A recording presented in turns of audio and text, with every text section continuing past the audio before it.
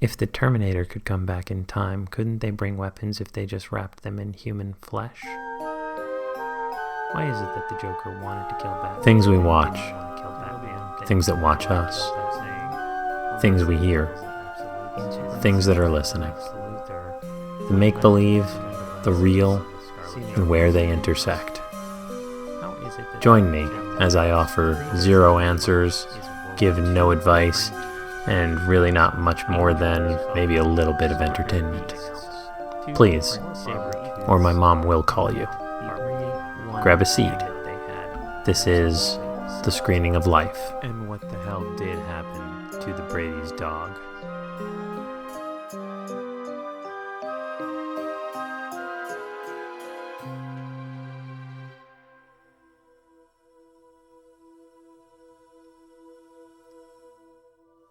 When I was a kid, I absorbed perhaps more horror movies than I healthily should have.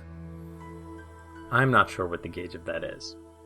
Yeah, I had seen every A Nightmare on Elm Street movie by the time I was 10, but I have yet to murder anyone in their dreams. I am not terribly desensitized to violence. I find shock and horror at real-world brutality, and there are even many depictions of fictionalized violence that I don't think is appropriate.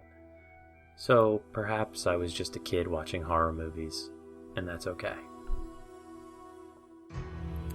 Having been exposed to that many scary movies, there were a few things I was able to parse out at even that young an age.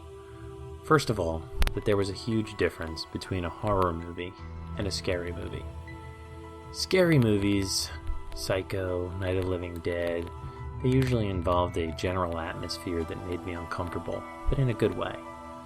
The monsters were less cartoony, and even in the circumstances that seemed otherworldly, an alien invasion or a zombie plague, there just seemed to be more of a likelihood of the events in a scary movie coming to pass, both to me and to those I loved. The horror movies, though, those were the ones that involved the over-the-top bad guys and tacked-on morality themes. They were either so fully aware of their lack of serious content that they played the entire genre for subconscious laughs amid the splatters of blood, or they were so deluded that they came across even funnier while attempting to be overly dramatic and moody.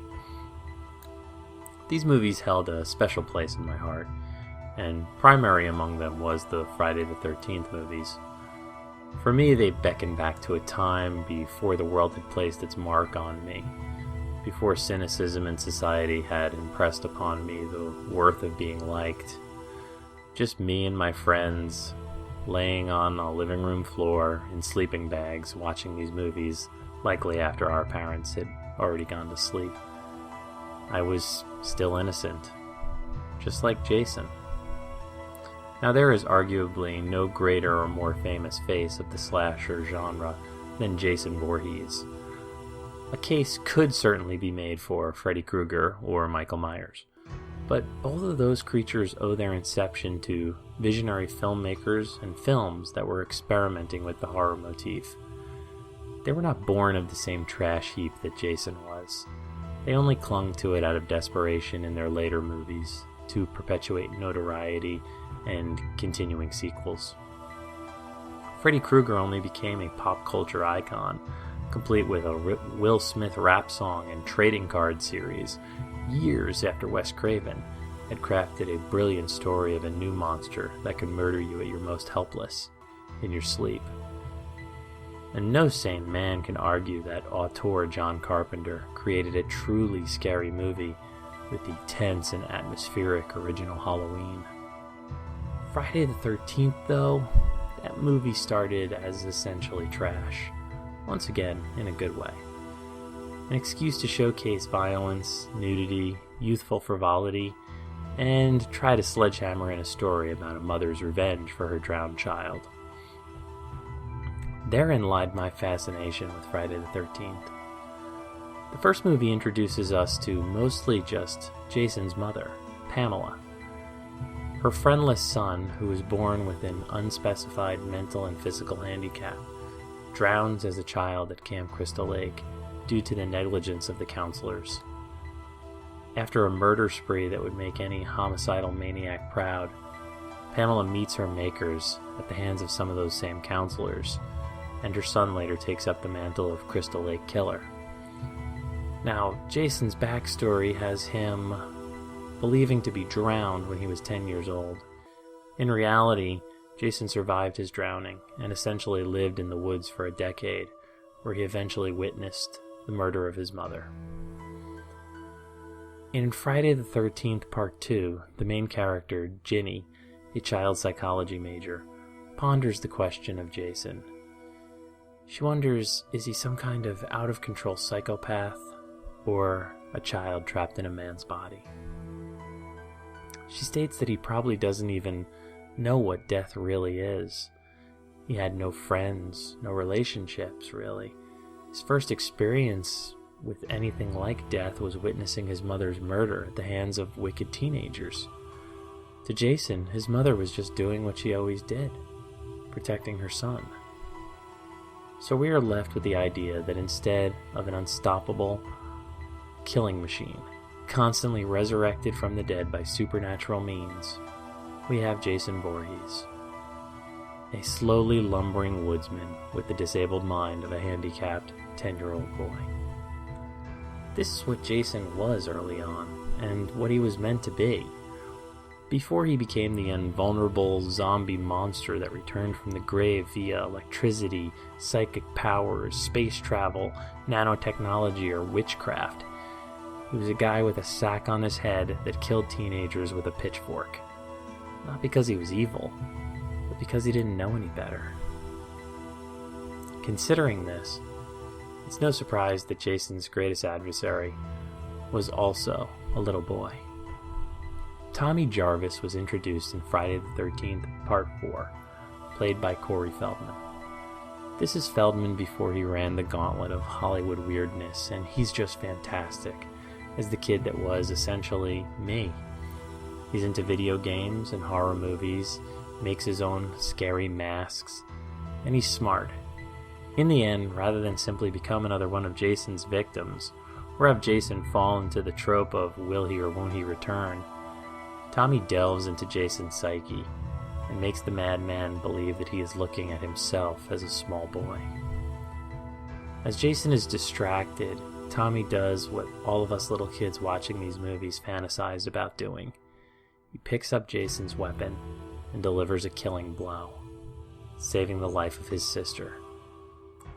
All seems fine, but as Jason makes the stereotypical final move after thought dead, Tommy goes from little boy pretending to be Jason to embracing the killer's instincts, and endlessly and violently hacks away at the monster while yelling "die" over and over as his sister cries in newfound horror. This brings us to Friday the 13th, Part 5, in which we are treated to a huge jump in time, one that is still a source of argument for fans of the series. Tommy is now an 18-year-old mental patient, portrayed by 25-year-old actor John Shepard. Corey Feldman reprises the role in a nightmare sequence in the beginning of the movie.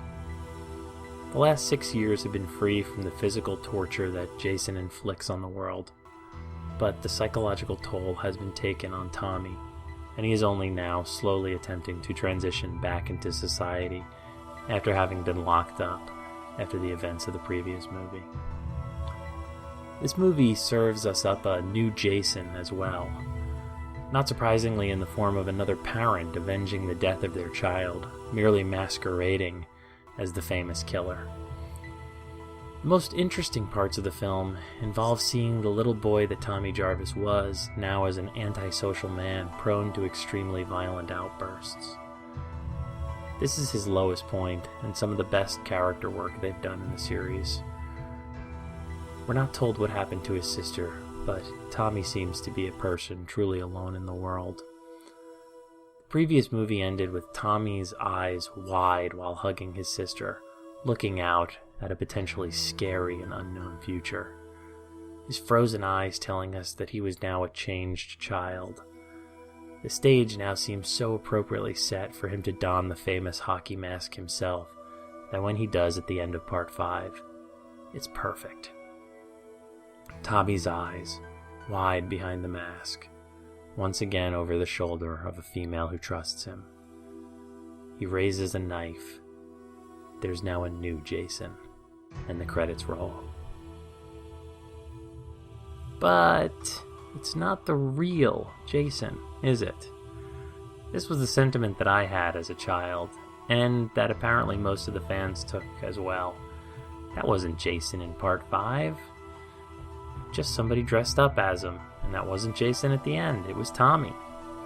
The original idea was that Jason was actually dead, and Tommy would continue on as Jason did after his mother died. In hindsight, that sounds like a more dramatic and poetic choice to go forward in the franchise. However, these are horror movies, so the mandate was that for Friday the 13th Part 6, Jason needed to come back from the dead. Tommy would be brought back with a complete character overhaul, essentially forgetting the events at the end of the last movie. Tommy was now a man on a mission, the hero of Camp Crystal Lake. His job was to find Jason's body and destroy it, purge it with fire, in an attempt to rid himself of the continuing fear and delusions that were still running his life. This Tommy is remarkably different from the ones we've seen prior, played by the incredible Tom Matthews, who horror fans might recognize from the Return of the Living Dead series. He's much more sure of himself, certainly more stable, but still haunted by his past. One of the more memorable scenes in the film is when Tommy, upon discovering Jason's decomposed corpse, is overcome by rage and begins his best attempt at recreating the most violent moment of his youth. This time, rather than hacking at a still living and homicidal Jason with his own machete, he's instead repeatedly stabbing a lifeless corpse with an iron rod. Dressed up as a hero he may be, but this is still just the man version of a boy who was so affected by Jason years ago.